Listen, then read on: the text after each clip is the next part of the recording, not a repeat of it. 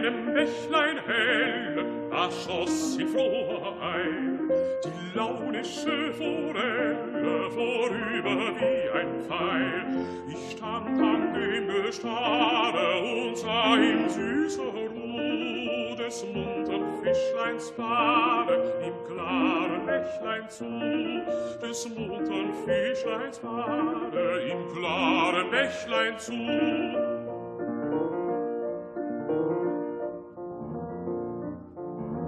Ein Fischer mit der Rute wohl an dem Ufer stand und saß mit kaltem Blute, wie sich das Fischlein wand. Solang im Wasser helle, so dacht ich nicht gebricht, so fängt die Forelle mit seiner Angel nicht, so fängt die Forelle mit seiner Angel nicht.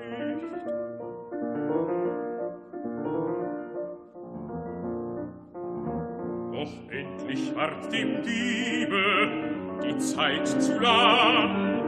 Er macht das Bächlein tückisch trübe, und ehe ich es gedacht, so zuckte seine Rute. Das Fischlein zappelt dran, und ich mit regem Blute sah die Betrogene an, und ich mit regem Blute sah die Betrogene an.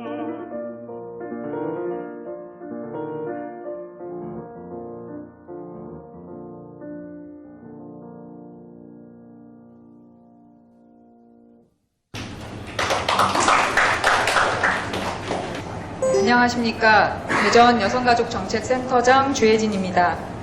그럼 지금부터 포럼을 개최하겠습니다. 먼저 유재일 대전발전연구원장님의 인사 말씀을 듣겠습니다. 예, 안녕하십니까. 여러모로 바쁘실 텐데 이렇게 참석해 주신 선생님들께 깊은 감사를 드립니다. 오늘 포럼을 위해서 김선욱 총장님이 좀처럼 외부 강의를 하시지 않는 거로 정평이 나셨습니다. 그럼에도 불구하고 저희 포럼을 위해서 귀한 시간을 내주셨습니다. 따뜻한 환영과 깊은 감사의 말씀을 드립니다. 제가 아는 바로 김선욱 총장님은 총장 재직 시 민주적이고 혁신적인 리더십으로 이화여대를 세계적 수준의 대학으로 올린 것으로 알고 있습니다. 그리고 우리 사회 대다수 전직 총장님들이 총장님을 마치고 나서 허명을 쫓고 있는 것을 많이 보고 있는데 김선욱 총장님은 전혀 그렇지 않는 분으로 알고 있습니다. 이런 점들 때문에 제가 이렇게 볼 때 우리나라에서 굉장히 드문 선비다 이렇게 봅니다. 여성도 저는 선비가 있다고 봅니다. 그래서 우리 사회에서 큰 역할을 앞으로 하시지 않겠는가 그런 기대를 해봅니다. 오늘 포럼이 우리 사회와 우리 지역이 보다 정의롭고 행복한 공동체로 나아가는데 나름대로 기여하기를 기대해 봅니다. 참석하신 모든 선생님들께 건승과 행운을 기원드리면서 즐거운 주말을 행복하게 보내시기를 바랍니다. 감사합니다.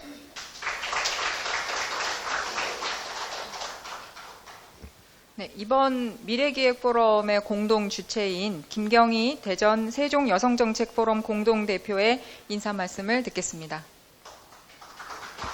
네, 방금 소개해드린 대전 여성정책포럼 공동대표 맡고 있는 김경희입니다.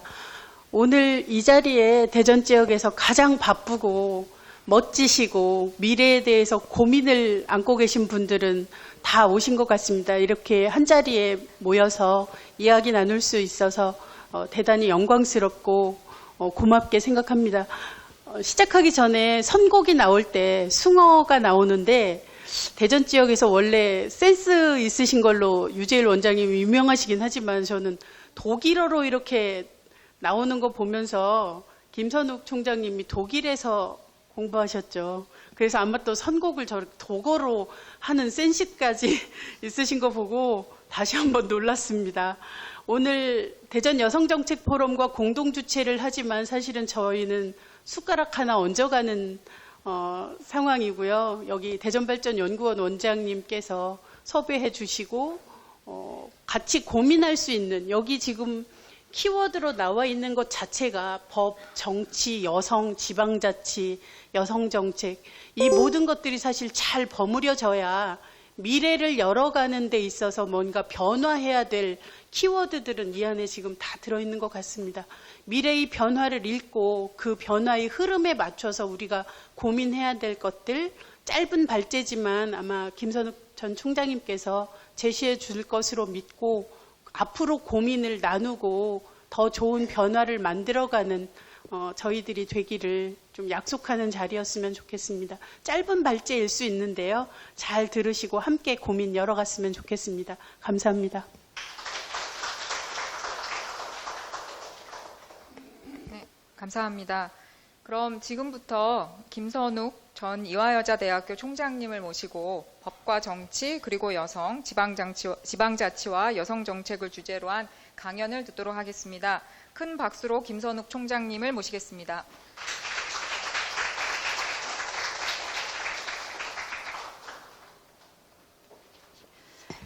네, 방금 소개받은 이화여자대학교 법학전문대학원 교수 김선욱입니다. 오늘 이제 대전발전연구원에서 여러분들 이렇게 모두 뵙게 돼서 반갑고요. 저한테 주신 주제가 법과 정치 그리고 여성이었습니다.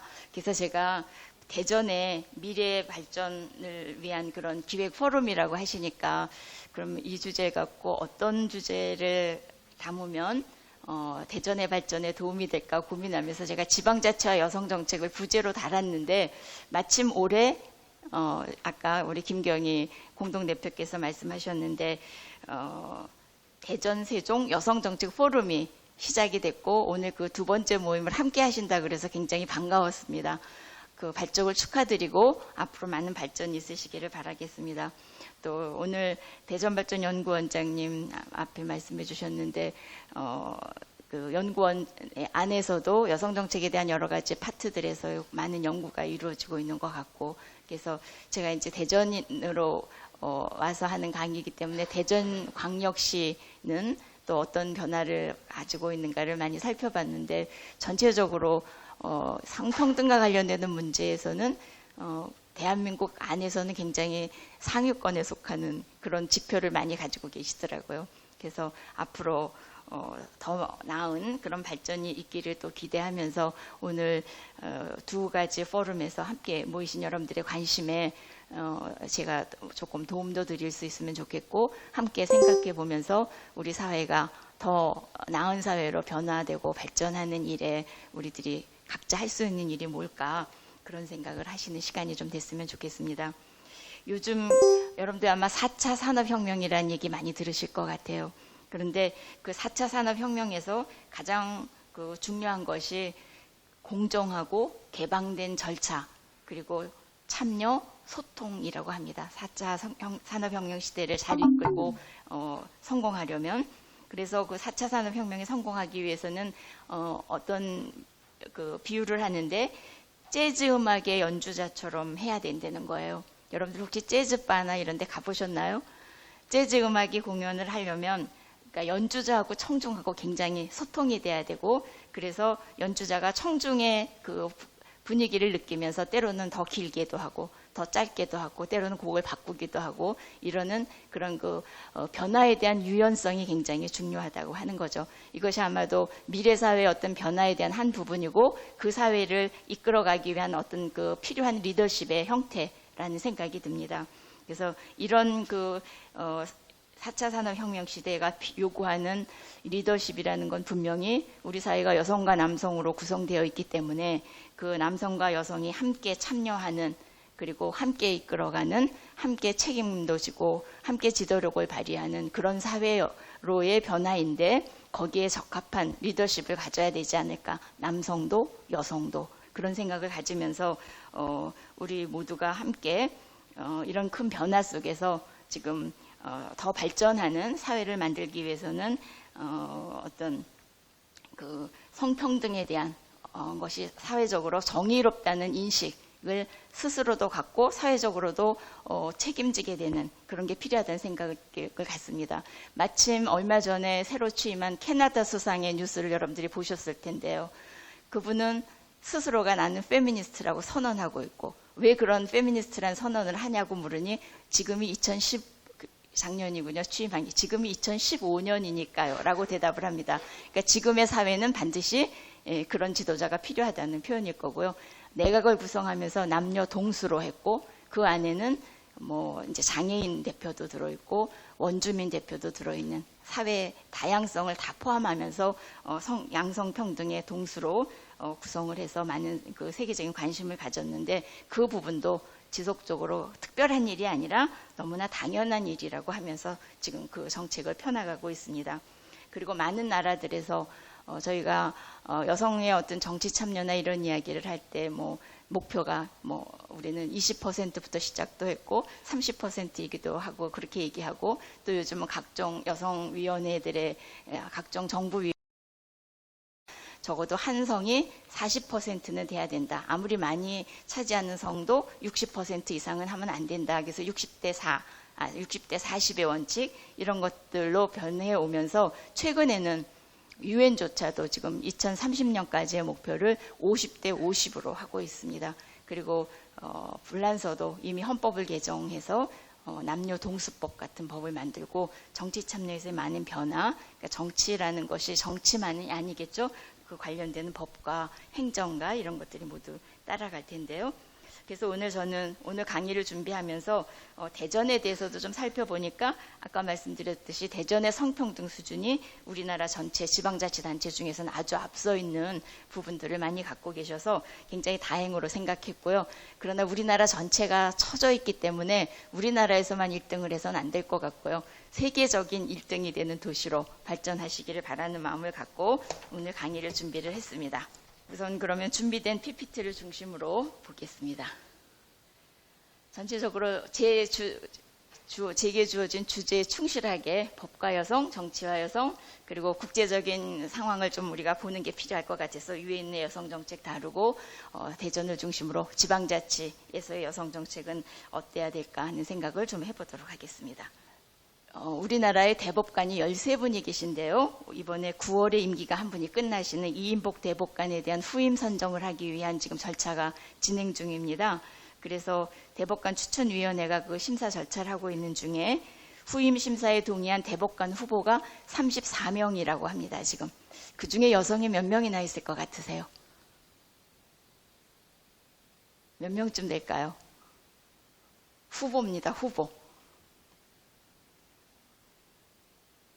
한번 맞춰보세요.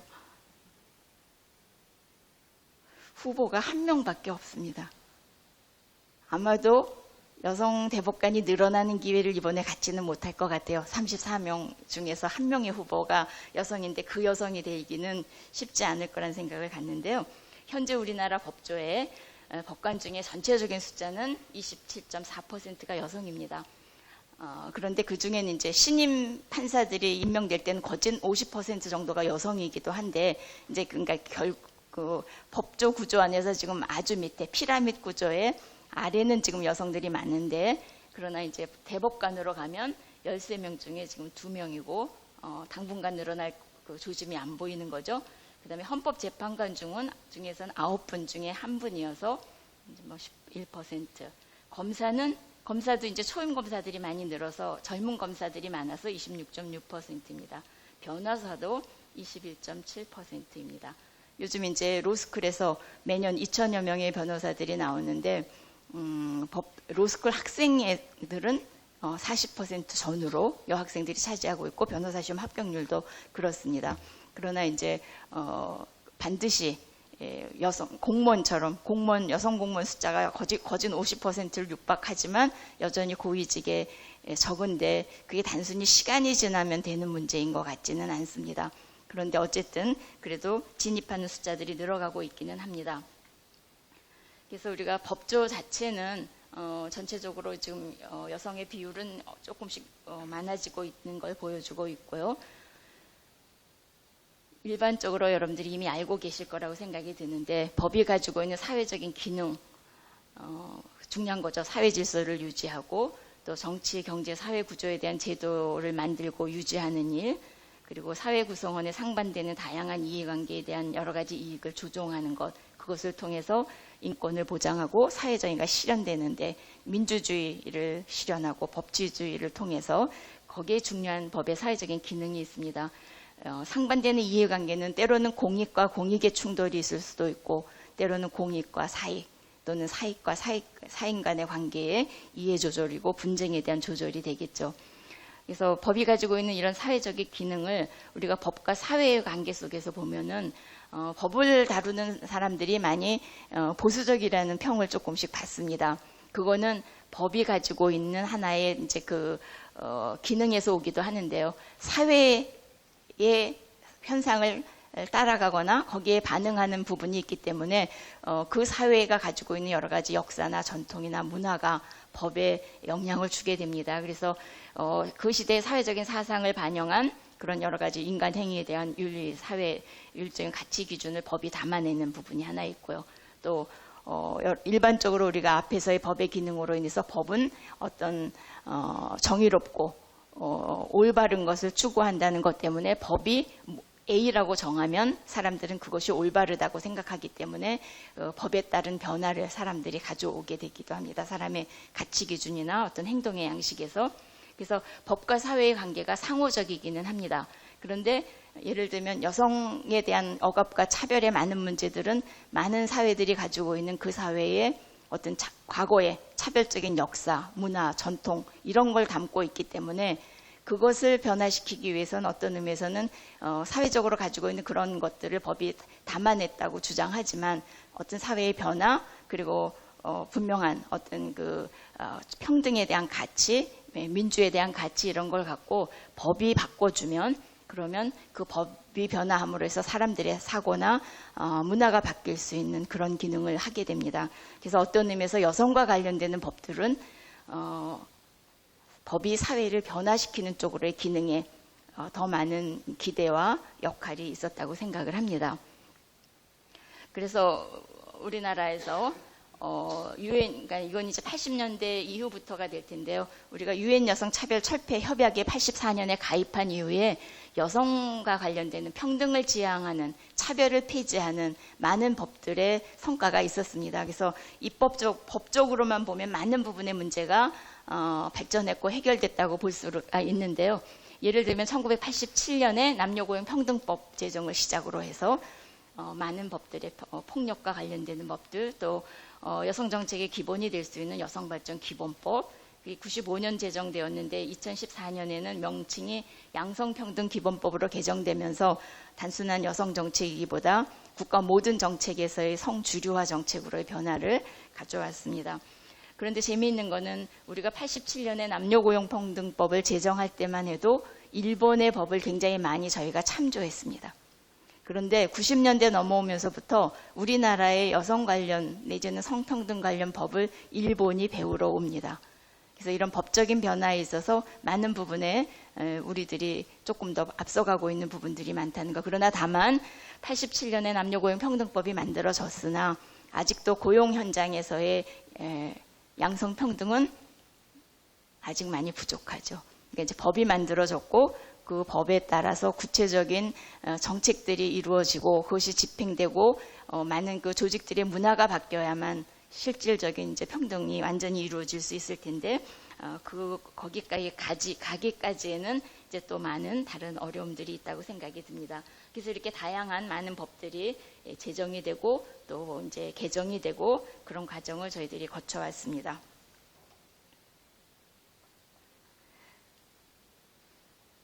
그래서 법과 여성의 삶과의 관계, 그런 어떤 정치적인, 법적인 변화 이런 것을 염두에 두시고요. 이 정치와 여성에 대한 것을 잠시 보겠습니다. 얼마 전에 우리가 이제 20대 국회가 구성이 되면서 여성 의원의 숫자가 51명이 되면서 대한민국 역사상 가장 많은 숫자의 지금 여성 의원이 국회에 있습니다. 17%입니다. 이거는 지금 전체적으로 보면 다른 나라들과 비교하면 60%가 넘는 나라도 있고 지금 40% 이상의 국가는 굉장히 많고요.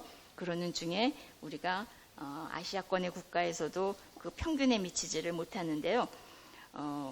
특별히 여러 가지 우리 그 성평등에 대한 지표를 보는 중에 우리가 이제 낮은 부분이기도 한데 국제적인 동향에서 1995년 이후에 한 30%의 목표를 갖고 많은 나라들이 노력을 하면서 1995년에 세계 여성 의원의 평균이 IPU 통계에 의하면 11.3%였는데 2015년에는 22.1%가 됐습니다. 세계적으로는 평균이. 근데 이제 우리는 굉장히 조금 발전한 나라 중에 하나가 되겠죠.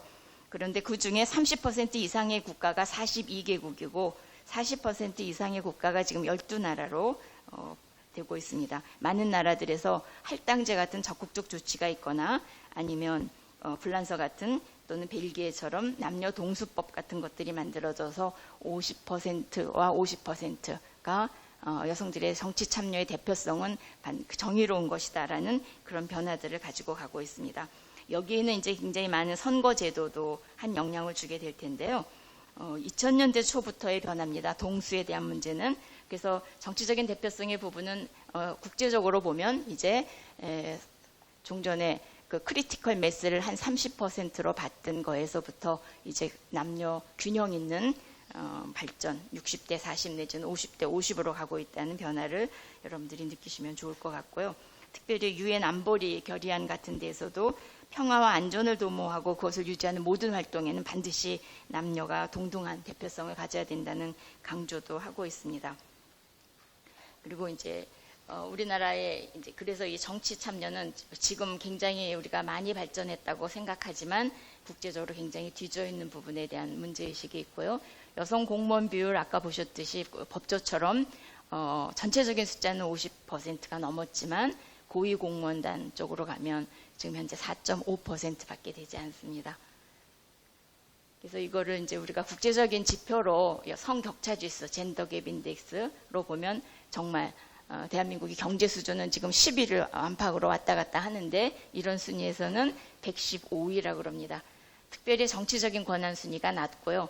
그 다음에 경제 참여도와 거기에서의 기회에서도 평등하지 않은 것이 문제이고 교육 성취는 우리가 교육에 대한 그 학력은 높은데 그 학력 이후에 취업과의 연결 부분이 굉장히 낮게 나타나는 부분입니다. 그 다음에 성불평등 지수, 이거는 지금 우리가 모성 사망비 같은 의료 쪽이 굉장히 보건 쪽이 강하기 때문에 여기서 굉장히 높은 점수를 받고요. 그럼에도 불구하고 여성 의원 비율 또 여성의 경제활동 참가율 부분에서 낮아져서 아까보다는 이거는 그래도 조금 위쪽으로 가지만 155개국 중에 23위입니다. 그리고 일반적으로 여성들의 사회활동에 지금 굉장히 많은 장애로 느껴지는 유리천장 지수와 관련되는 부분에서도 우리가 OECD를 가입한 지 오래되지 않은 나라에 속하는 부분도 있긴 하지만 굉장히 많은 부분에서 OECD의 최하위이거나 무슨 또 굉장히 나쁜 것들은 또 우리가 OECD에 1등하는 것도 있는데 뭐 자살 비율이라든가 이런 또 사회적인 이슈에서 또 낮은 부분도 있는데 이건 한참 유리천장 지수의 문제는 큰 장애라는 게 이제 이런 지수에서 보여집니다. 그래서 여성의 정치 참여와 관련해서는 굉장히 중요한 부분인데요. 여성들의 그 관점에서 그리고 여성들의 참여를 통해서 여성들의 문제가 풀어져야 되는 부분도 있고 그리고 그런 다양한 관점을 통해서 사회가 더 발전해야 되는 그런 부분이 중요한 부분인데 우리가 특별히 아주 불균형하게 여성들의 교육 수준 또는 경제활동 참여율 이런 거하고 굉장히 불균형스럽게 정치에서의 참여가 부족한 그 구조가 굉장히 우리의 문제라고 보여집니다. 이제 함께 여러분들이 국제적인 현황을 좀 보기 위해서 유엔이 그동안 어떤 정책을 펼쳐왔는지 또 우리는 그 안에서 어떤 문제들을 가지고 있는지 좀 보겠습니다. 여러분들이 아시다시피 유엔은 1차, 2차 세계대전을 겪으면서 인류의 평화 그리고 인권의 존중을 중요한 목표로 삼으면서 만들어진 조직이죠. 그래서 그 조직이 여성에 대한 문제에도 굉장히 중요한 관심을 갖습니다. 그 유엔의 국제연합 헌장을 보면 그 연합국에서 그 국민들이 우리 일생 중에서 2번이나 말할 수 없는 그 슬픔을 인류에 가져온 전쟁의 불행에 대해서 다음 세대에는 그것을 물려주지 않기 위해서 기본적인 인권, 인간의 존엄, 또 가치, 그다음에 남녀, 대소 각국의 평등권에 대한 신념을 재확인한다는 것을 천명하면서 만들어진 유엔연합 헌장. 그리고 우리가 12월 10일을 세계인권선언일로 기념을 하는데요. 1948년에 세계인권선언문을 유엔이 채택을 하는데 거기에도 보면은 모든 사람은 종족, 또 피부색, 성별, 종교, 정치적 의견, 민족적 또는 사회적 출신, 재산, 가문 혹은 기타 지위 여하로 인하여 하등의 차별을 받음이 없이 이 선언이 발표하는 모든 권리와 자유를 향리할 권리를 가진다고 하고 있습니다. 이런 그 유엔의 기본 정신에 근거해서 유엔의 그 인권에 대한 꾸준한 노력을 해옴에도 불구하고 세계적으로 여성에 대한 그 차별의 문제가 여전히 남아있는 것에 대해서 유엔이 고민을 하면서 67년에 유엔 총회에서 여성차별 철폐 선언을 채택을 하고요. 그 선언의 바탕을 두고 1979년에 유엔 여성차별 철폐 협약이 만들어집니다. 유엔의 많은 문건들은 초기에는 선언으로 만들고 그것이 이제 더 쌓여지면서 협약으로 대부분 발전을 합니다. 인권 관련 많은 협약들이요. 그래서 이제 79년에 됐고 그리고 이제 80년부터 발효하게 되는 이 유엔 여성차별 철폐 협약이 유엔 여성 정책의 기준이고 근간이 되는 이제 것인데요. 여기에서 이제 우리나라도 아까 말씀드렸듯이 84년에 여기에 가입을 하죠. 그 후에 유엔이 앞에 그 75년, 80년 이어서 3차까지 85년 그리고 4차 북경까지의 그 4차 유엔 세계 여성 대회를 치러오면서 거기서 많은 행동 강령들을 통해서 또 유엔의 여성 정책을 개발을 해옵니다. 이거는 법적인 근거는 여성차별 철폐 협약이고 그다음에 거기에 대한 구체적인 행정 전략이 이 여성 대회를 통한 행동 강령에서 나오게 되는 거죠. 많은 주요 관심 분야별로의 구체적인 전략들을 가지고 있습니다. 그리고 유엔 안에 있는 여러 가지 여성 관련 조직들이 2010년에 함께 통합되면서 유엔 여성으로 탄생을 했고요. 그 이후에 2002년, 2015년까지 그 세계 여성 대회 4차에서 여성의 그 권리는 인권이라는 캐치프레이즈 하에서 그 성평등을 지향하고 여성 정책의 많은 부분이 이제 성주류화 정책으로의 변환을 가져왔던 그 북경 여성 대회와 관련되는 많은 전략에 대한 평가가 계속 이루어지면서 베이징 플러스 5, 베이징 플러스 10, 베이징 플러스 15, 또 그 포스트 2015년에 관련되는 구체적인 여성 정책의 목표와 전략을 가지고 노력하고 있습니다. 그리고 이것과 관련해서는 우리도 마찬가지고 유엔에 가입한 나라들이 매년 여기에 대한 검토 의견서 자기들이 그 1년 동안 어떤 정책적인 발전을 가져왔고 어떤 문제가 있다는 것을 여성지위원회에 보고하면서 각 나라별로 성공적인 사례들을 함께 같이 공유하고 같은 그 공동의 전략을 가지는 노력들을 하고 있습니다. 특별히 유엔에서 그 지속 가능한 발전에 대한 목표를 가지고 있는 중에 여성의 성평등과 여성의 역량 강화를 굉장히 주요한 그 전략 목표로 세워놓고 중요한 노력을 하고 있습니다. 성평등과 여성 역량의 강화죠. 여기 이제 여성 차별, 여성 폭력에 대한 제거, 법적인 평등의 확보, 그다음에 실질적인 평등. 그러니까 법적으로 아무리 평등한 보장, 평등권을 주더라도 사회적으로 평등한 지위가 실현되지 않는 문제가 있는 거죠. 그 부분에는 실질적인 평등을 이루기 위한 특별한 조치들이 필요한 것이기 때문입니다. 그리고 여기에 근거해서 보면 아까 말씀드렸듯이 여성차별 철폐 협약은 이 비준 국가의 법적인 이행 의무를 가지고 있기 때문에 이 정책적인 법적인 그 국제적인 기준으로 작동이 되고 있고요. 북경행동 강령은 이제 정책적인 문서로서 각국의 전략적인 이행을 모니터링하는 그런 중요한 부분입니다. 그 성평등을 위한 전략으로 유엔이 중요하게 생각하는 것이 젠더 메인스트리밍 성주류화인데요. 이거는 그동안에 어떤 그 여성 문제에 대한 부분적인 해결에서 국가의 모든 정책 속으로 성평등의 문제가 함께 통합되어야 된다는 대전제를 가지고 있는 전략인데요. 그래서 성별 통계, 그러니까 많은 정책의 그 기초가 되는 것이 통계인데 그 통계가 성별로 분리되어 있어야 된다는 전제, 그리고 여성 정책을 담당하는 부서의 역량이 더 강화돼야 되는 부분, 여성 정책에 대한 계획을 수립해야 되는 거, 그리고 성별 역량 평가의 시행, 성별 분석 예산 결산의 수립, 또 여성의 동등한 참여의 보장, 이건데 여기에서 지금 여성정책 담당 부서라는 부분들은 경우에 따라서는 성평등 부서 내지는 젠더 이퀄리티로 더 표현되고 있기도 합니다. 이 아까 말씀드렸던 여성차별 철폐 협약에서 차별을 뭐라고 하는지 1980년대의 규정입니다. 여성에 대한 차별이라면 정치적, 경제적, 사회적, 문화적, 시민적 또는 기타 분야에 있어서 결혼 여부에 상관없이 남녀 동등의 기초 위에서 인권과 기본적 자유를 인식, 향유 또는 행사하는 것을 저해하거나 무효화하는 효과 또는 목적을 가지는 성에 근거한 모든 구별, 배제 또는 제한을 의미한다고 하고 있습니다. 그러니까 굉장히 많은 우리 사회 속에 뿌리 깊이 박혀있는 많은 차별들이 이 안에 다 걸리게 되어 있습니다.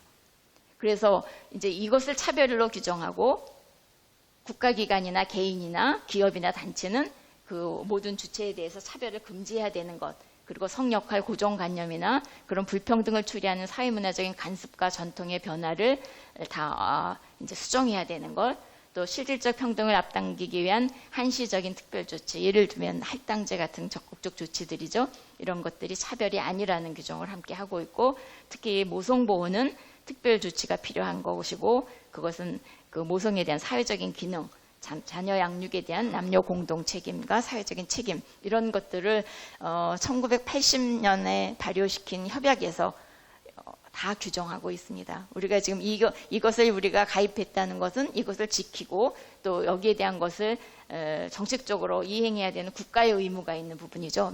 4년에 한 번씩 국가 보고서를 내고 심의를 받고 거기에 대한 검토를 계속해서 해야 되는 책임이 국가와 지방자치단체에 있습니다. 이런 그 유엔 여성 정책과 관련해서 최근에 he for she, 여러분들 여성을 위한 남성 이렇게 직역하면 될 것 같은데요. 보다 이 성평등 정책과 여성에 대한 차별에 맞는 문제가 여성들끼리 할 수 있는 문제가 아니고 이거는 남성과 함께 해야 되겠다는 유엔 정책의 하나의 변화이기도 합니다. 그래서 여기에 동조하는 많은 남성들을 만들어내는 거기 위해서 이제 이런 그 캠페인이 벌어지고 있는데요. 2014년부터 시작됐는데 우리나라에도 이 캠페인이 많이 지금 확산되고 있습니다. 그래서 2015년 말 현재로 1275명이라고 그러는데 지금 매번 늘어나고 있고 여성신문이 주관을 하고 있습니다. 지금 아이슬란드 같은 경우는 정부 입장에서의 목표까지 세워놓고 노력을 하고 있는데요. 여기에 지금 여러분들 영화 보셨죠? 해리포터의 여주인공인 엠마 왓슨이 이 캠페인의 친선 대사, 유엔 여성의 친선 대사로서 지금 이 자리에 여러분들이 들어가 보시면은 인터넷 들어가 보시면은 받아볼 수 있는데 12분짜리 스피치를 너무나 설득력 있게 너무나 신선하게 하고 있습니다. 그러니까 자기조차도 페미니스트에 대한 편견이 있었다. 그런데 이 일을 하면서 생각해 보니까 그것이 잘못됐다는 생각이 든다. 그리고 지금까지 살아오면서 이 사람이 지금 미국에서 브라운 대학에서 얼마 전에 졸업을 했고 굉장히 아주 영특해 보여요. 그러는데 자기가 지금까지 살아오면서 별로 그 차별이라고 못 느껴봤는데 돌이켜 보니까 어린 시절에도 남자아이들과 여자아이들을 어떤 스포츠를 해도 다르게 대우해줬던 것들에 대한 거, 자기가 또 여성 배우로서 활동하면서 느꼈던 것들이 이게 차별이구나 하는 것을 느끼게 된다. 그리고 여성에 대한 차별만의 문제가 아니라 성평등하지 않은 사회는 남자들에게 많은 부담을 주기 때문에 남자들도 불행하다.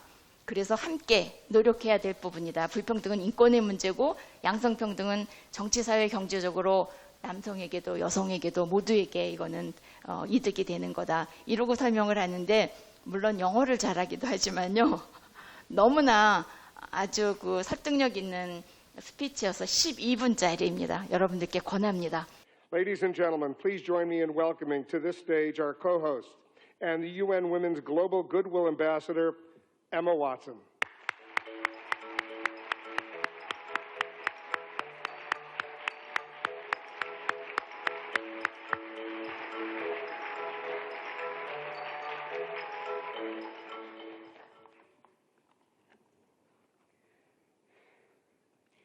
Your Excellencies, UN Secretary General, President of the General Assembly, Executive Director of UN Women, and distinguished guests.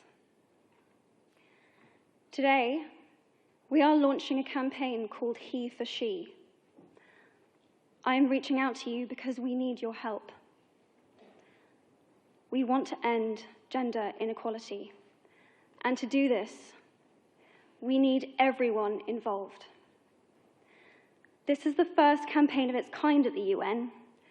We want to try and galvanize as many men and boys as possible to be advocates for change.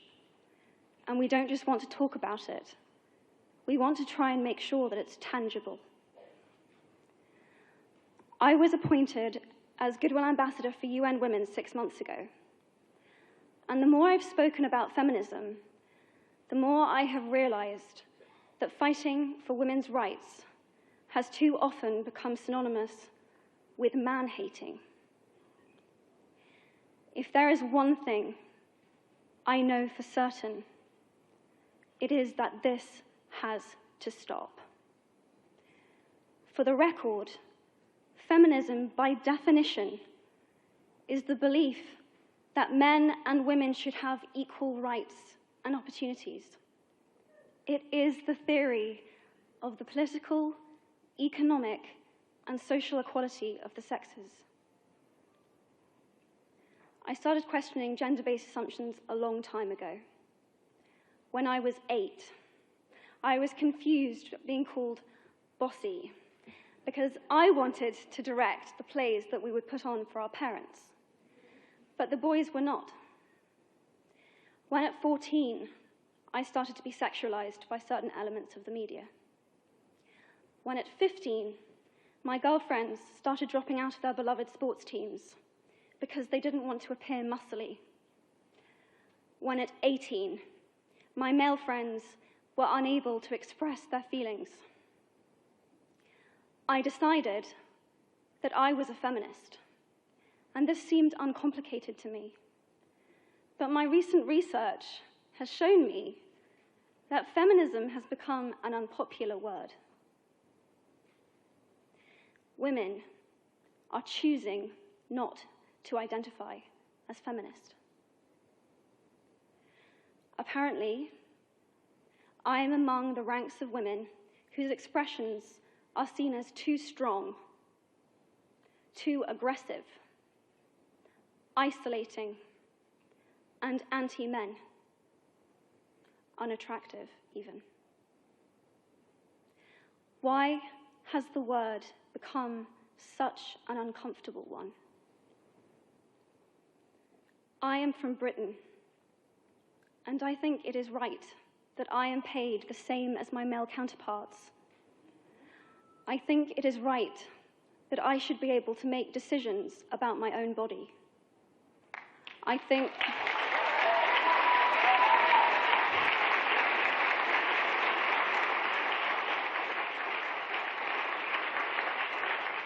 think it is right that women be involved on my behalf in the policies and the decisions that will affect my life.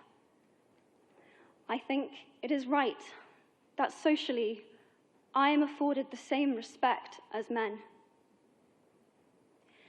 But sadly, I can say that there is no one country in the world where all women can expect to receive these rights. No country in the world can yet say that they have achieved gender equality. These rights I consider to be human rights, but I am one of the lucky ones. My life is a sheer privilege because my parents didn't love me less because I was born a daughter. My school did not limit me because I was a girl. My mentors didn't assume that I would go less far because I might give birth to a child one day. These influences were the gender equality ambassadors that made me who I am today. They may not know it, but they are the inadvertent feminists who are changing the world today. We need more of those. And if you still hate the word, it is not the word that is important. It's the idea and the ambition behind it. Because not all women have received the same rights that I have. In fact, statistically, very few have been. In 1997, Hillary Clinton made a famous speech in Beijing about women's rights. Sadly, many of the things that she wanted to change are still true today. But what stood out for me the most was that less than 30% of the audience were male. How can we affect change in the world when only half of it is invited or feel welcome to participate in the conversation? Men, I would like to take this opportunity to extend your formal invitation.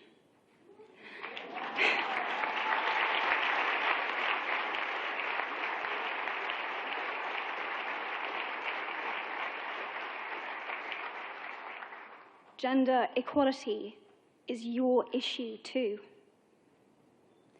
Because to date, I've seen my father's role as a parent being valued less by society, despite my needing his presence as a child as much as my mother's. I've seen young men suffering from mental illness, unable to ask for help, for fear it would make them less of a man or less of a man. In fact, in the UK, suicide is the biggest killer of men between 20 to 49, eclipsing road accidents, cancer, and coronary heart disease. I've seen men made fragile and insecure by a distorted sense of what constitutes male success. Men don't have the benefits of equality either. We don't often talk about men being imprisoned by gender stereotypes, but I can see that they are, and that when they are free, things will change for women as a natural consequence. If men don't have to be aggressive in order to be accepted, women won't feel compelled to be submissive. If men don't have to control, women won't have to be controlled.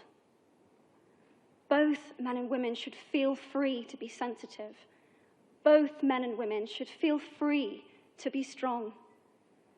It is time that we all perceive gender on a spectrum instead of two sets of opposing ideals.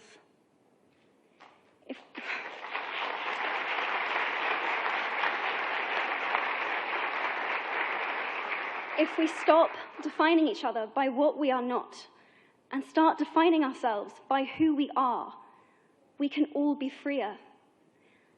And this is what He for She is about. It's about freedom.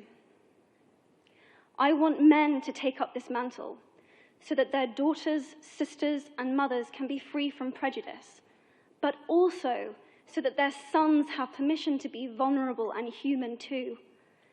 Reclaim those parts of themselves they abandoned, and in doing so, be a more true and complete version of themselves. You might be thinking, who is this Harry Potter girl? And What is she doing speaking at the UN? And it's a really good question. I've been asking myself the same thing. All I know is that I care about this problem and I want to make it better.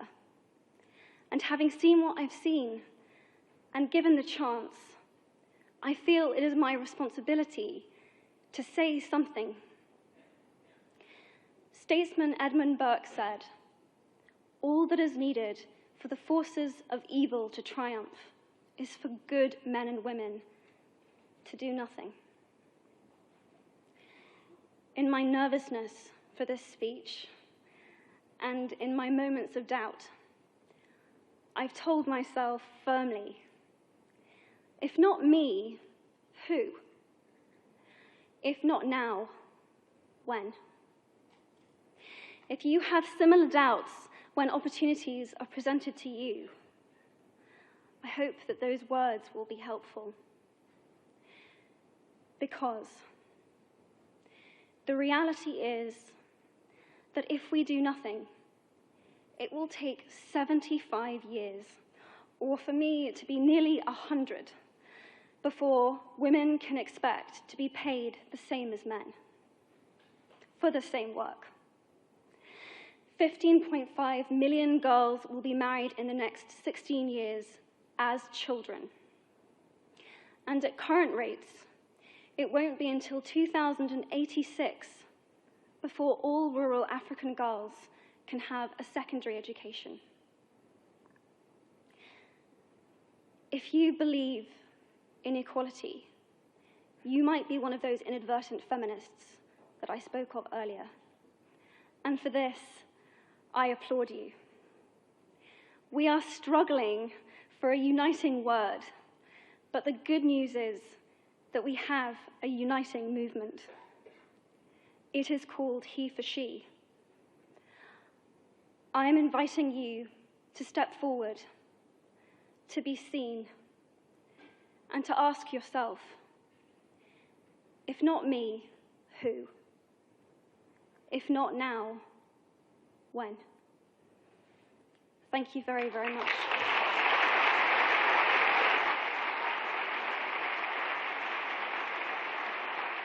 근데 이 친구가 지금 1년인가 이상을 쉬면서 여기에 전념하고 있어요. 영화 안 하면서.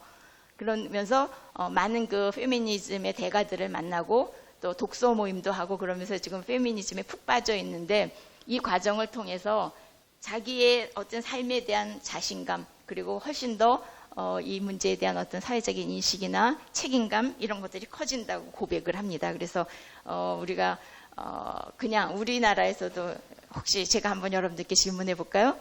여기서 나는 페미니스트라고 말하실 수 있는 분 한번 손 들어 보실까요? 좋습니다. 우리가 여성분들 중에도 이미 페미니스트로 살고 있는 분들도 이렇게 질문하면 페미니스트는 아니지만 이라고 하는 경우가 많습니다. 그러니까 페미니스트라고 말하려면 굉장히 용기가 필요한데요. 그거는 사회가 가지고 있는 페미니스트에 대한 편견이 있기 때문이기도 하고 또 스스로가 거기에 대한 확신이 좀 약하기 때문이기도 한데 페미니스트가 별게 아닙니다. 지금 이 친구가 말하듯이 성평등한 것이 정의로운 거다. 우리는 성평등한 세상을 만드는 일을 지지한다. 라고 하는 데까지만 가면 페미니스트입니다. 물론 그 속에 굉장히 적극적인 사람도 있고 또 조금 소극적인 사람도 있을 수 있지만 그 원칙에 대해서 옳다고 생각한다. 그리고 그것을 지지한다. 그러면 그거는 페미니스트입니다. 그러니까 우리가 쓸데없는 페미니스트에 대한 편견을 가지고 있는 부분도 고치셔야 될 부분이고 추가로 손 드시겠다고요 지금? 네, 고맙습니다. 이따 끝날 때쯤은 다 손 들어주시기를 바랍니다. 그래서 지금 여기에 우리 지금 대전시장님도 아마 임직원들과 함께 지난 2015년에 서명을 하신 걸로 알고 있습니다. 혹시 여기 계신 분들도 기회 되시면 여성신문에 한 분 한 분씩 다 받는 기회도 열려 있는 것으로 압니다. 그래서 이 사회적인 이제 확산 운동이 돼서 성평등한 사회로 가는 거에 중요한 작업이 되지 않을까 생각합니다. 이제 지방자치와 여성정책 쪽으로 가겠습니다. 대전시의 최근의 성평등 정책을 보니까 우리나라에서 수준이 꽤 높았다고 제가 말씀드렸죠. 얼마 전에 그 여성신문의 기사인데요. 여성국장 이게 지금 이제야 2명이기도 하지만 그러나 어쨌든 지방행정에서 여성국장 2분이 함께 6분 승진하는 기회에서 2분에게 기회가 주어졌다는 것은 대전시로서 굉장히 잘 하신 일이라는 생각을 갖습니다. 여기에 몇 가지가 더 나와야 되는데, 네. 그리고 전체적인 그러니까 뭐 성인지 예산이 늘어났다는 건 전년 대비이기 때문에 액수상으로는 크진 않습니다. 그래서 지금 여성 공무원 고위직을 발탁하셨고, 그다음에 지역 강력 지방자치단체 중에서는 처음으로 양성평등 기본 조례를 제정하셨다고 되어 있고, 고학력 경력 단절 여성에 대한 지원이나 또 여기 이제 대전으로서의 특징이죠. 과학 단지들이 많이 있기 때문에 ICT 융합 여성 세일터 센터도 운영하고 계신 걸로 나와 있습니다. 그래서 이거는 이제 여성부가 여성정책연구원과 함께 각 우리나라의 지방자치단체별 성평등 지수를 매년 연구해서 발표하고 있는 게 있는데요. 거기에 보면 지금 대전이 굉장히 위에 있습니다. 구체적으로 보면 성평등한 사회 참여, 여성의 인권 복지, 성평등 의식 문화 이제 이런 부분에서 지금 매년 그것도 좋아지고 있으면서 위에 있기 때문에 많은 기대가 됩니다. 특별히 의사결정직에서의 성평등 지수가 굉장히 높게 나왔는데요. 이 부분은 지금 주로 여기에 38.9%가 얘기하고 있는 부분이 아마 그 각종 정부 지방자치단체 위원회의 여성의 참여율이 서울보다 높습니다. 가장 높습니다. 광역지방자치단체 중에 특별한 어떤 노력이 있으셨는지 제가 좀 궁금한데요. 그래서 지금 그 부분이 가장 높은 걸로 나오고 있고, 지금 원래는 그 여성 양성평등 기본법에 의하면 40%를 목표로 하고 있습니다. 그런데 중앙행정기관의 평균이 지금 34.5%이고 17개 광역지방자치단체 평균이 30.5%입니다. 그런데 지금 대전광역시가 39.6%예요.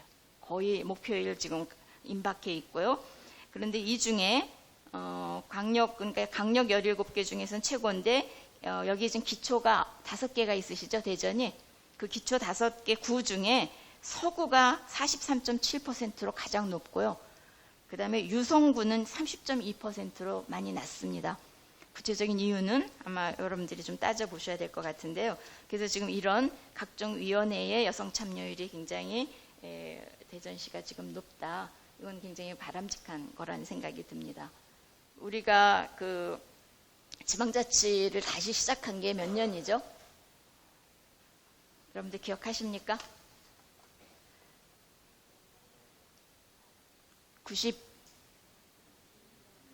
91년이죠. 지방의회 의원 선거를 다시 시작한 게 91년이죠. 그죠? 그러니까 그러면서 사실은 이제 지방자치는 민주주의의 학교라고 보통 우리가 얘기를 하는데요. 주민들의 삶의 현장에서 이제 주민들의 참여를 통해서 크고 작은 민주주의적인 제도들을 시험해 볼 수 있고, 그거를 통해서 그 지역사회 단위의 어떤 발전을 가져오고 국가 단위의 민주주의를 더 확고히 할 수 있다. 그러면서 이제 우리가 그 지방자치 역사가 그럼 이제 25년을 이제 좀 넘고 있다고 보여지는데요. 기초지방의회 의원 선거 그 당시에는 여성 참여가 1%인가 2%인가 그랬습니다. 지금 2016년 현재 기초는 25.2%까지 왔어요. 그러니까 비교적 지방자치의 역사도 그러니까 그 세월 속에 우리가 다른 여러 가지 제도도 많이 발전했지만 이 부분은 아직 부족하지만 긍정적인 변화가 있지 않았을까 하는 생각을 갖습니다.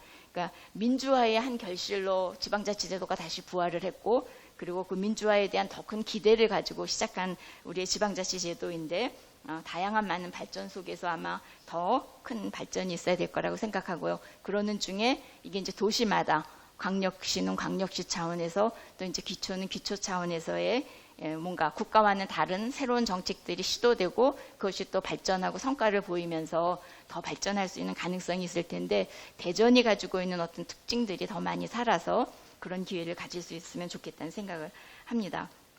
근데 우리가 지금 일반적인 그 지방 여성 정책의 법적인 근거를 생각하면 우선은 어떤 조직이나 그 국가 안에서 헌법이 최고의 법이니까 헌법이 성별에 대한 차별을 금지하고 있는 성평등에 대한 원칙을 헌법적인 명령으로 우리가 가지고 있고요. 또 다양한 여성에 대한 어떤 그 권리와 복지에 대한 것들을 개별적인 조항에서 또 정하고 있습니다.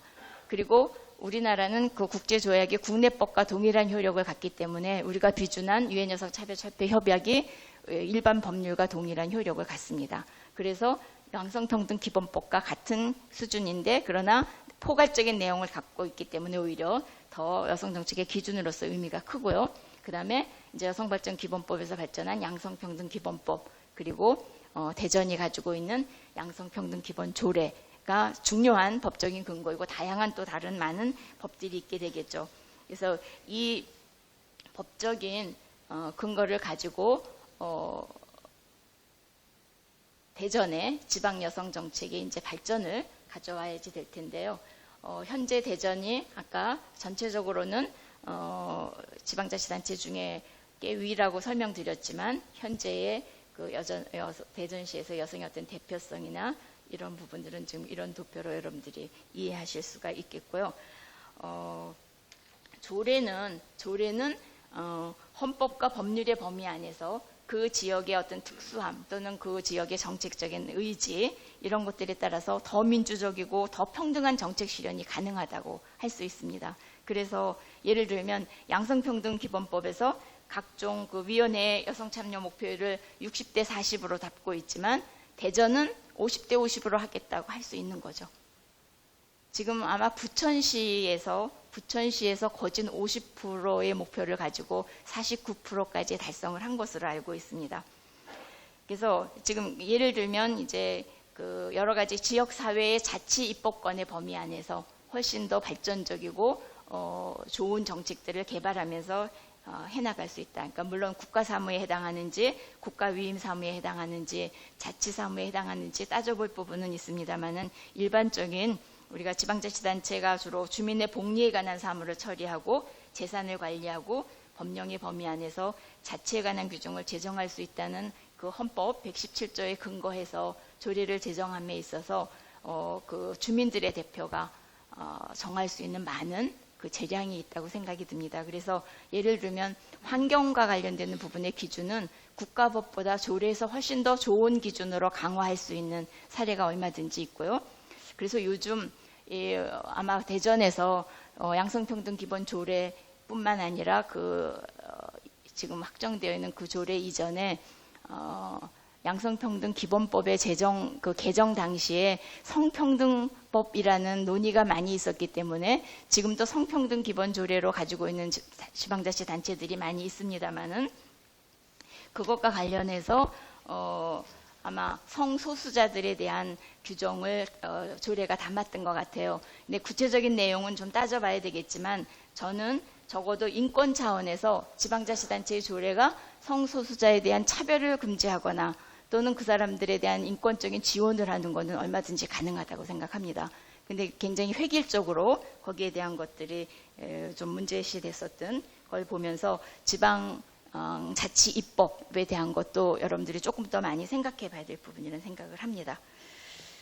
그래서 지방자치단체가 가지고 있는 그 지방자치단체로서의 어떤 그 특성 또는 또 대전이 가지고 있는 특성, 특별함들에 대한 것들을 좀 더 많이 포함하면서 이 문제에 대한 정책을 개발한다 그러면 어떠면 대전은 지금 놓여지는 환경이 굉장히 좋은 것 같습니다. 국가행정을 다루는 많은 부서들이 와 있는 세종시가 바로 옆에 있고 또 과학을 중요하게 여기면서 형성되어 있는 과학단지가 또 대전 안에 있고 그렇다 그러면 많은 그 불평등과 그 평등을 지향해야 하는 문제들을 공적인 의제로 좀 더 의제화하고 그리고 거기에 대해서 많은 그 사람들이 인식을 하고 또 정책적인 조직 안에서 그것이 정책의 의제로 삼아지면 그러면 그것은 법으로도 되고 조례로도 되고 또 정책으로 이루어지면서 문제를 해결할 수 있는 그런 굉장히 큰 힘을 갖게 되는 거겠죠. 그렇게 되면 사람들에 대한 변화도 일어나는 거라고 생각을 합니다. 그래서 대전이 지금 현재 양성평등 기본 조례를 가지고 있으면서 대전의 여성정책적인 어떤 조직이나 그러니까 여성정책을 담당하는 성평등 정책을 담당하는 조직이 행정조직 안에서는 여성복지, 여성국이 있고 여기에 지금 여성정책 특보가 한 분 계신 걸로 알고 여성정책과가 있습니다. 그리고 양성평등 기본 조례에 근거해서 그 양성평등위원회가 있고, 그리고 여성가족원이 있고, 또 이런 대전발전연구원 안에 또 여성 성별 영역 평가를 하는 센터가 있고, 다양한 조직들이 지금 행정조직, 연구조직 또는 그 위원회 조직으로 있는데, 거기에 근거한 또 양성평등 기본 계획도 그 의무로 들어 있습니다. 양성평등 기본 계획은 수립이 됐나요? 대전에? 새로 만들어진 조례여서 아직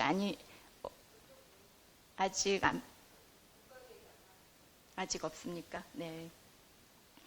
그래서 이제 그 어떤 그 여성정책과 관련되는 그 조직적인 것들은 갖춰져 있는데, 이것도 지금 보면은 예를 들면 양성평등위원회도 지금 지방자치단체별로 많이 다릅니다. 그러니까 요즘 특히 서울이나 경기도나 또 충남, 제주도 등에서는 아마도 이제 여성정책에 대해서 그 기관, 지방자치단체 장들이 갖고 있는 의지에 따라서 시민사회단체나 또는 여기 지금 오늘 대전 세종 여성정책 포럼처럼 그런 그 민관의 협치에 대한 관심을 많이 갖고 그런 조직들을 많이 만들어 나가시는 것이 보이는데요.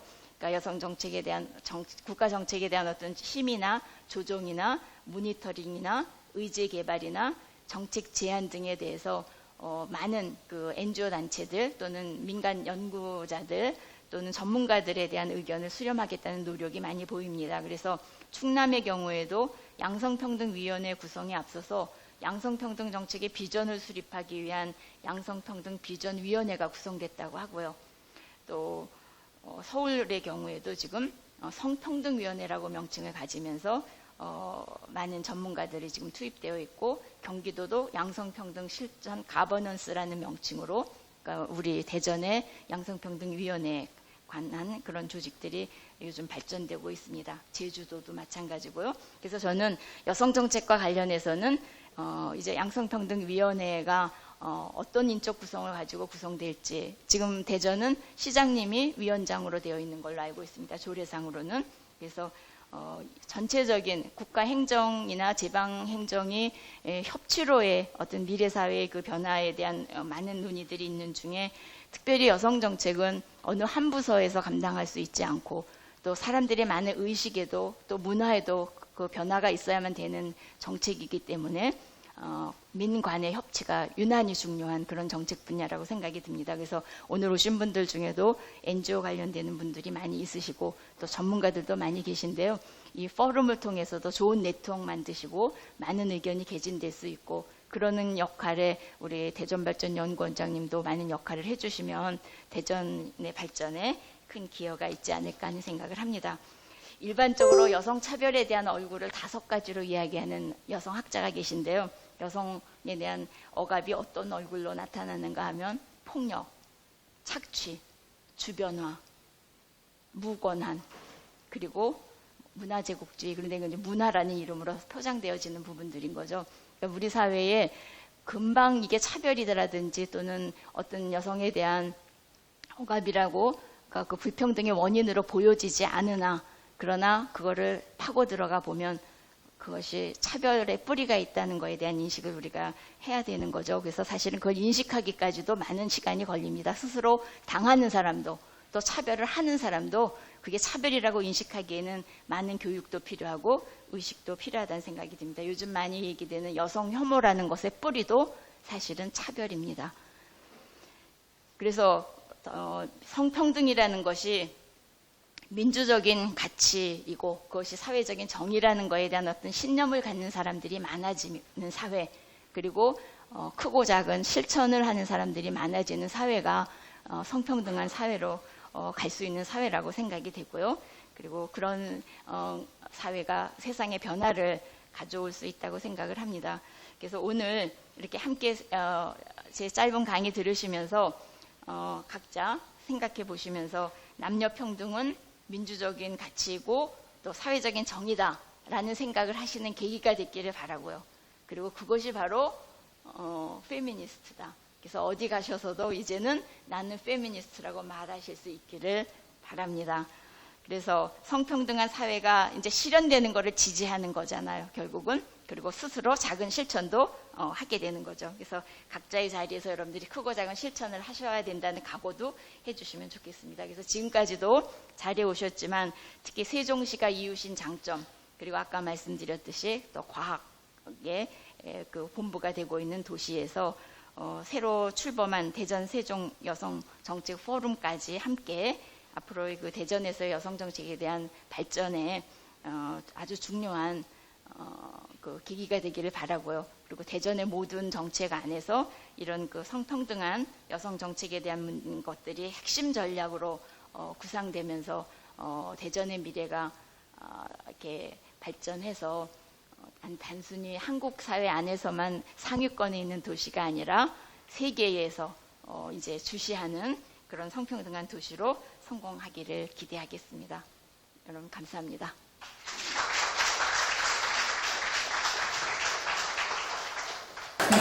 대단히 감사합니다. 그러면 오늘 총중으로 오신 여러분께서 혹시 오늘 강연에 대한 질문 혹은 어떤 코멘트도 좋고요. 말씀 있으시면 손 들고 말씀해 주시면 고맙겠습니다.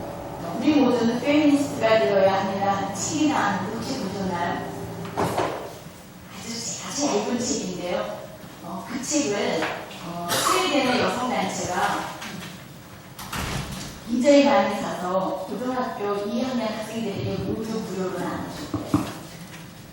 그래서 어떤 사람들은 고등학교 스웨덴같이 성평등한 나라에서 걔네들한테 그게 뭐 필요할까라고 생각하기도 했고요. 그러나 아직도 스웨덴도 그게 필요하다는 걸 보게 되는 거죠. 그런데 아주 그러니까 아까 에마 왓슨의 영상 보시는 것만큼이나 짧은 책이면서도 이 아프리카 여성이 굉장히 지금 뉴욕타임즈나 이런 데서 그 아주 유력한 작가로 꼽히는 사람이 강연을 한번 했던 걸 기회로 해서 이제 나온 책인데 어렸을 때 이렇게 친하게 지내는 오빠가 있었는데 이 친구가 오빠한테 뭘 막 따지니까 그 오빠가 너 꼭 페미니스트 같다 그랬대요. 근데 그때 자기가 뭔지는 모르지만 좋은 뜻은 아니었던 기억이 난다. 그러면서 이제 얼마나 그러니까 아프리카라는 사회의 얘기를 썼는데도 그게 우리 사회하고 크게 다르지도 않고요.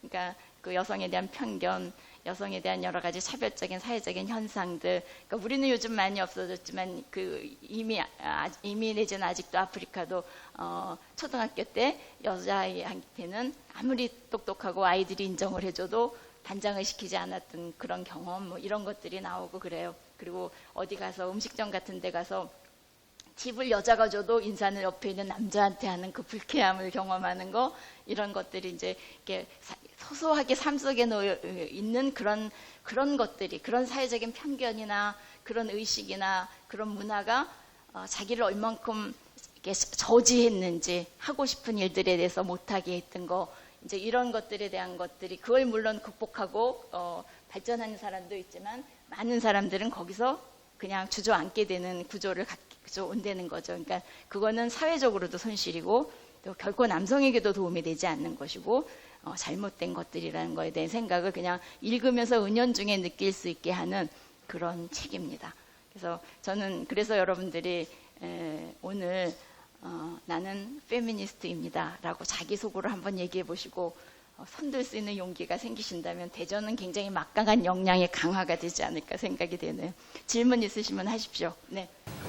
아까 유엔 정책 중에서요, 여성 정책 중에서 궁금한 게 유엔 워먼이라는 조직이 생겼다고 해서요. 그 조직이 어떤 활동을 하고 있는지 그러니까 지금 유엔 여성 차별 철폐 위원회와 함께 유엔 내부의 여성 정책의 총괄 조직인 셈이에요. 그래서 종전에 무슨 유엔 여성 기금 또는 유엔 여성 교육 훈련 기관 이런 몇 가지 조직이 통합되면서 반기문 총장님이 새롭게 시도하신 것 중에 하나입니다.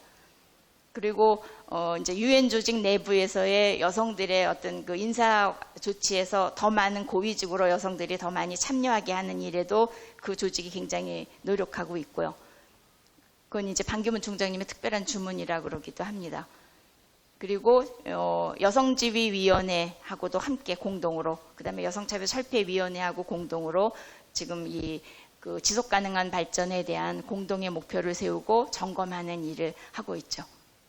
네. 아까 이제 그 민관 거버넌스 말씀하셨고, 여성 정책이 추구하는 것이 이제 최근의 패러다임이 성주류화라고 하는 성평등을 이루기 위한 전략 차원에서 여러 가지 이제 정책들이 진행이 되는데, 실제 행정 중심의 젠더 거버넌스라고 하는 게 힘의 균형이 사실은 민간 쪽이 많이 약하기 때문에 제한된 거버넌스거든요. 행정 쪽에서 제한하지 않으면 위원회나 이런 부분도 들어가서 의견을 내기가 굉장히 어렵고, 그러니까 뭔가 원하는 이야기들을 하기 시작하면 그 거버넌스 체계에서 물러나야 하는 그런 선택되어져야만 이야기가 가능한 거버넌스이기 때문에, 어찌 보면 내년이 대선이고 그 다음에 이제 지방선거가 있을 때 저는 주목하는 것이 여성 정책의 추진 체계가 어떻게 지방자치단체 안에서 구성되고 가느냐, 중앙정부와 지방정부의 여성정책의 패러다임이라고 하는 것이 맞물려 가면서 성주류화를 이루어낼 수 있는 쪽으로의 체계가 가느냐가 굉장히 중요하거든요. 그래서 아까 이제 보건복지 여성부, 대전 같으면 국 체계가 이제 그렇게 돼 있으면 국, 과, 계, 이게 이제 이름에서부터 어떤 내용을 가지고 가느냐가 굉장히 중요한데, 대전에도 지금 여기도 여성정책 특보님이 전 특보님이 계시고 지금 성평등 정책 특보가 있고 한데, 특보 체계로는 사실은 대전시 전체의 정책들을 보면서 사업과 정책을 보면서 그 안에 여성과 남성들의 차이, 경험 이런 것들을 집어넣어서 전체적인 정책을 바라보는 것 자체가 안 되거든요. 다 굉장히 개별화돼 있고, 그래서 저는 이제 원장님께 이렇게 요청드리고 싶었던 것이, 그 다음 지방선거가 될 때 사실은 선거분간이 돼야 자치단체장이 되실 분들도 그렇고 여러 가지 그 조직, 행정 조직과 관련된 거에도 고민을 하시고 이러기 때문에 성주류화라고 하는 차원에서의 그 추진 기구들이 매번 예전에 비해서 쭉 역사적으로 흘러올 때 어떤 흐름을 가졌는데, 지금의 시점에서 성주류화라고 하는 것이 제도화돼서 성관련형 분석평가, 성인지 예산 여러 가지 것들이 진행되고 있고, 여성 친화 도시라고 하는 부분을 가지고 굉장히 정책 드라이브를 각 잔치단체장이 걸고 있는데, 그런 부분들이 실효성 있게 가려면 어떤 추진 체계여야 되냐. 저는 지금 추진 체계로는 그 영향력을 발휘할 수 없다고 봐요. 특보 체제로는 안 되기 때문에 그런 부분들을 좀 전략적으로 요번에 연구를 좀 해주셔서 지방선거 이전에 연구물이 좀 나오고, 그것이 다음번 누가 됐든지 정책을 잡으시는 쪽에서 좀 이렇게 참고할 수 있도록 연구를 좀 연구원에서 좀 해주셨으면 하고. 원장님 다시 들어보겠습니다.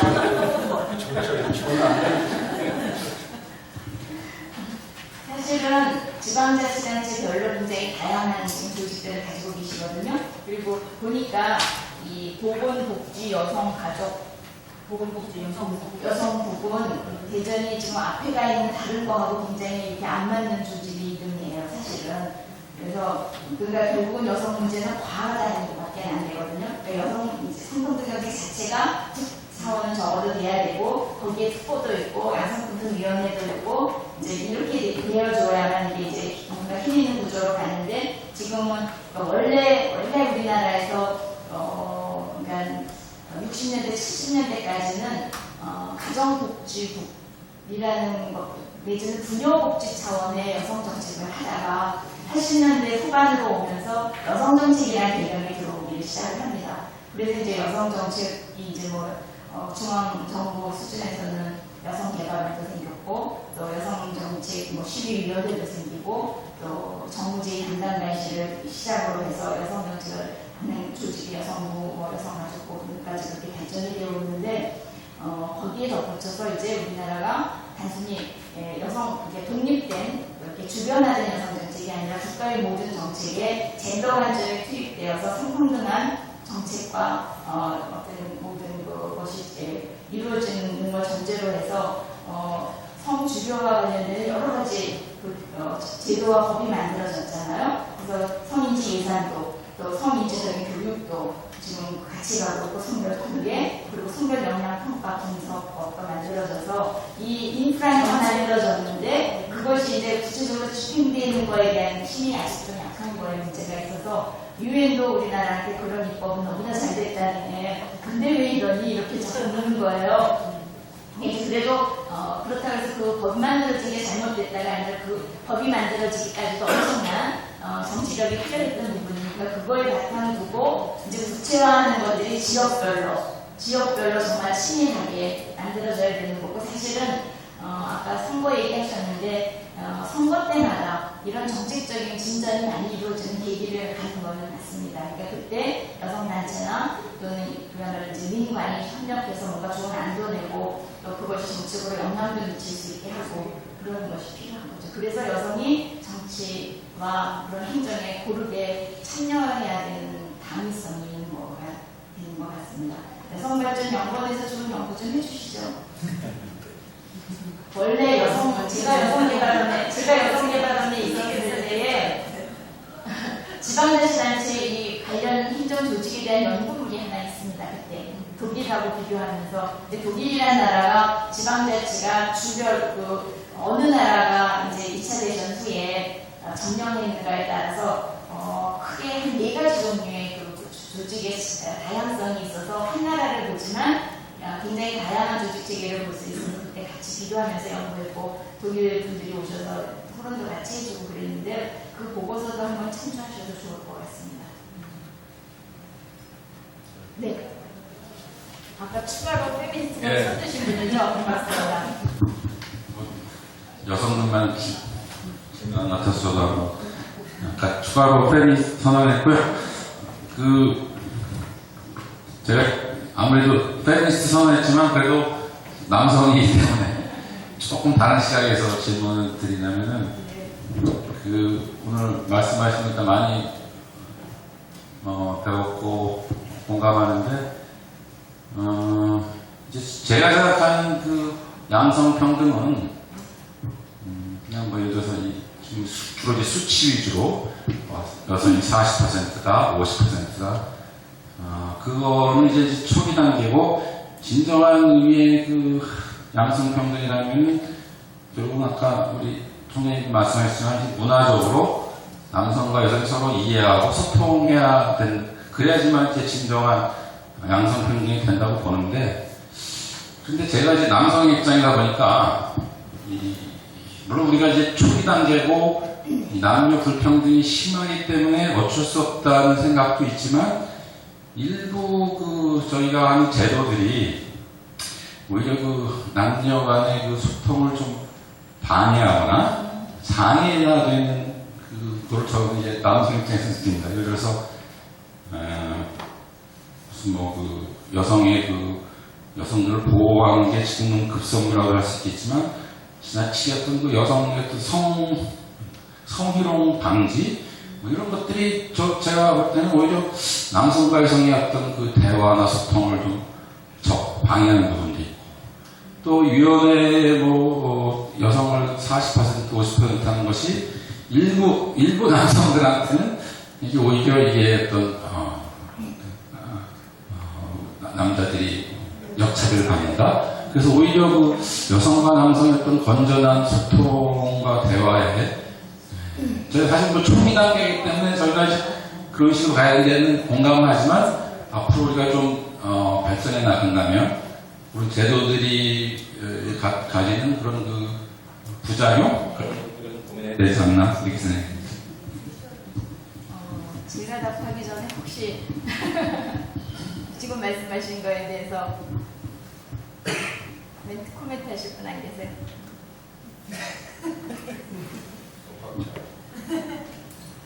지금 그러니까 어떤 문제에 우리가 늘 모든 문제가 그런데 거기에 본질이 뭔가에 대한 것을 볼 때 하고 부수적인 것을 볼 때 문제를 보는 관점들이 달라질 것 같아요.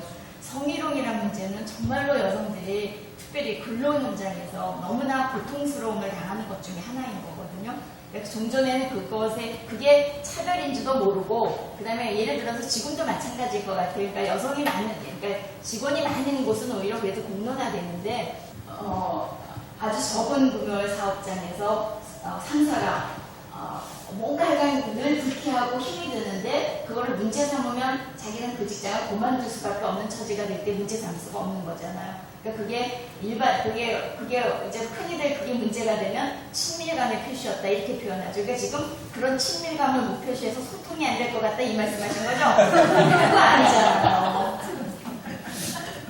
그러니까 정말로 그것 때문에 고통당하고 힘들어하는 사람들. 근데 그게 평등한 관계에서는 별로 안 일어나고요. 언제나 힘이 더 많이 있는 사람이 힘이 없는 사람에게 강해지는 것이기 때문에 더 많은 여성들이 그게 노출이 돼요. 요즘은 아마 남성도 때로는 거기에 노출될 수 있을 거라고 생각합니다. 그러니까 그런 거에서 우리가 적어도 인격적으로 그리고 평등한 조건에서 그런 것들을 만들어가야 된다. 그래서 뭐 옛날에 잘했는데 요새 많아지는지는 모르겠지만 이제 문제시 여기는 것들이 이제 더 많아져서 사회적으로 더 많아 보이죠. 근데 사실은 이제 늘 이제 남자분들한테 제가 그런 말씀을 드리는데 그 피해자가 본인의 딸이라든지 여동생이라든지라고 생각하면 그래도 그게 친밀감이라고 느낄 거냐 그런 생각을 해보셔야 될 분이라 생각하고요. 그 다음에 위원회의 지금 40%는 사실은 이거는 위촉직만을 얘기하고 있기 때문에 모든 위원회에 가보시면 다면직이 또 2.1%가 있잖아요. 주로 다면직은 고위직 공무원입니다. 그러니까 고위직 공무원은 여성이 적으니까 다면직은 대부분이 남성이고 위촉직 중에 40%이기 때문에 전체로 하면 뭐 한 20% 수준으로 떨어집니다. 그래서 이게 같이 가줄 때 다면직과 위촉직이 같이 가서 정말 다양한 사람들이 다 참여하고 그 중에 성별의 균형이 이루어지는 그런 구조를 만들면 그 안에서의 논의가 훨씬 더 생산적이고 훨씬 더 이제 미래지향적인 논의들도 되고 모든 사회의 문제들이 이제 함께 다뤄질 수 있다는 거죠. 그러니까 우리가 성별 또는 성평등의 문제만이 아니라 사실은 요즘 사회가 너무나 많이 다양해지고 있기 때문에 또 우리 사회만 해도 많은 그 다문화 가정들이 생기고 있고 이런 것까지 다 포함하려면 우리가 젠더 감수성 못지않게 다양성에 대한 감수성도 많이 커져야 되는 그런 필요성이 있습니다. 그래서 우리 행정 담당하시는 공무원분들도 또 우리 NGO도 마찬가지고 스스로도 거기에 대한 노력하고 주변에 그런 것들을 확산하는 기회를 더 많이 가져야 되지 않을까 하는 생각 갖고 추가적으로 손들어 주셔서 굉장히 감사합니다. 제가 얘기 좀. 네. 예, 제가 이제 연습을 할 수 있습니다. 네. 네, 그 발언 중에 성희롱 그런 방지법이 여성과 남성이 즐겁고 사이좋게 일하는데 좀 방해가 되지 않나 하는 그 의식 속에는 여성을 성적인 대상으로만 보고 같이 중요한 것을 의사결정하거나 논의하는 그런 능력이 있는 어떤 존재로서 보지 않기 때문에 그러한 생각이 나오지 않나 저는 의심을 하고요. 어떻게 해서 지금 사회에 돌아가는 거 보면요. 얼마나 많은 성희롱과 성폭력과 여성 혐오 범죄가 정말 하루가 멀다 하고 TV에 나오고 있지 않습니까? 그러면은 이것을 저는 이게 방해가 되는 것이 아니라 정말로 더 강력하게 고위부터 정말 섬마을에 있는 주민까지 그 젠더 의식이 정말 문화 의식으로 이렇게 자리 잡힐 때까지 저는 더 강하게 추진돼야 된다고 생각을 하고요. 그 다음에 이 젠더 의식이, 그러니까 여성 그 평등 문제는 우리가 보다 다양한 사회로 가는 굉장한 중요한 마중물이라고 생각을 합니다. 작년에 그 대전시에서 양성평등 기본조례를 성평등 기본조례로 처음에 통과시켰는데 보수 기독교의 남성분들이 거기에 성소수자가 포함된 것을 문제 삼아서 강력하게 데모하고 시장님 면담하고 그렇게 해가지고 그 사람들을 빼게 돼서 후퇴해가지고 양성평등 기본 조례로 이렇게 후퇴하게 됐어요. 그 사건은 뭘 얘기하냐면 우리 사회가 남과 여를 받아들일 수 있다. 그런데 거기에는 성적 소수자는 우리는 주류 사회로 인정할 수 없다. 그래서 이 여성이 좀 더 뭐라 그럴까 사회에 주류 사회로 활동할 수 있도록 이렇게 젠더 의식이 확산되는 것은 성적 소수자에 대한 사회가 보다 다양한 사회, 예를 들면 성적 소수자도 통합하고 우리 사회에 점점 커져가고 있는 여러 다문화들을 좀 더 통합해서 20년, 30년 후에 이런 다양한 우리 사회가 다양한 문화 속에서도 서로 차이를 인정하면서도 차별하지 않는 사회로 가는 아주 중요한 거기 때문에 제 생각에는 이 여성 평등 문제는 아주 우리 사회가 다양한 사회로 보다 다양한 시각으로 문제를 바라볼 수 있는 사회로 가는 아주 중요한 길목이라고 생각합니다. 네, 좋은 의견 감사드립니다. 네. 예, 오늘 말씀 잘 들었습니다. 저는 그 한번 여쭤보고 싶습니다. 지금 사실은 권리의식이 많이 높아지고요. 성인지 예산이라든지 뭐 정치하듯이 많은 정책들이 나와서 상당히 긍정적인 부분으로 보고요. 권리의식도 상당히 높아졌는데 근데 좀 그런 생각이 또 한편으로 들어요. 예, 물론 지금 서구에서는 굉장히 다양한 그 여성운동이 이루어지고 있는데 우리는 조금 한 단계 더 업그레이드돼서 사실 뭐 화성에서 온 남자, 금성에서 온 여성이라는 얘기가 서로 잘 모릅니다. 남성은 여성은 모르고 여성은 남성은 모르는데 지금 계신 여성분들의 권리의식 높이는 것도 중요하지만은 앞으로 지금 안 만들고 있지 않습니까? 가족이 너무 줄어들고 인구가 줄어드는 문제 때문에 여성이든 남성이든 태어나지 않아서 우리 민족 자체가 어떻게 될지 모르는 이런 거에 대해서도 좀 여성운동에서 좀 많이 좀 강조가 될 부분이 있지 않느냐.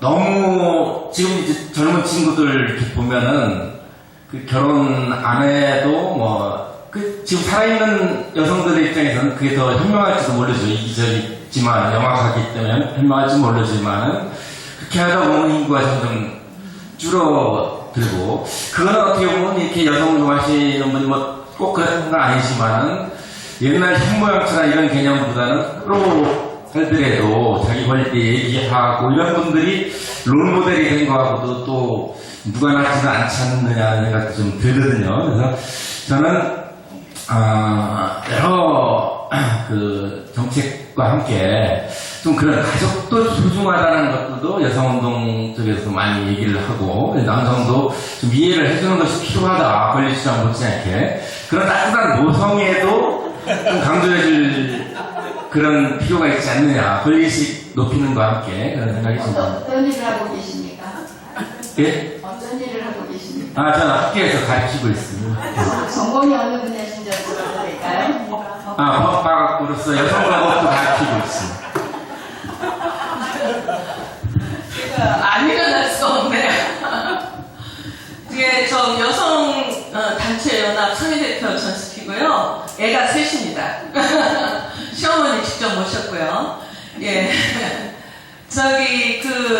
저출산이라든가요. 아이를 안 낳는가 하는 거는요. 더 근본적인 문제는 남녀가 평등하지 않기 때문에 문화 구조에서 평등하지 않기 때문에 일어난 현상일 뿐이고요. 여자들이 이기적이어서가 아니라 교육은 많이 받았는데 결혼하고 보니 남녀가 공동 육아도 되지도 않고 그 다음에 살림도 되지도 않고 그 다음 직장에서 일 잘해야 되고 집에서 잘 일해야 되는 슈퍼 많이 돼야 되고 이러한 가부장적인 남성 문화적인 문화 때문에 여성들이 출산을 포기하게 되는 겁니다. 물론 거기에는 다른 경제적인 우리 신자유주의 자본주의 사회로 진입하면서 일어나는 여러 가지 프레셔도 있지만은 그래서 저출산들은 여성들이 이기적이어서가 아니라 이 뿌리 깊은 남성 중심적인 가족 문화에서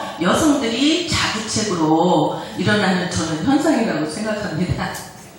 참고로 성평등이 잘 실현된 나라들이 그 저출산 문제를 극복하는 나라들이 더 많습니다. 선생님 급하시면 저랑 나중에 얘기 좀 하시죠. 네, 오늘 굉장히 장시간 좋은 강연과 그리고 열띤 토론을 해주신 모든 분들께 감사드리고요. 이것으로 포럼을 마치도록 하겠습니다. 저녁에 박수를 치시고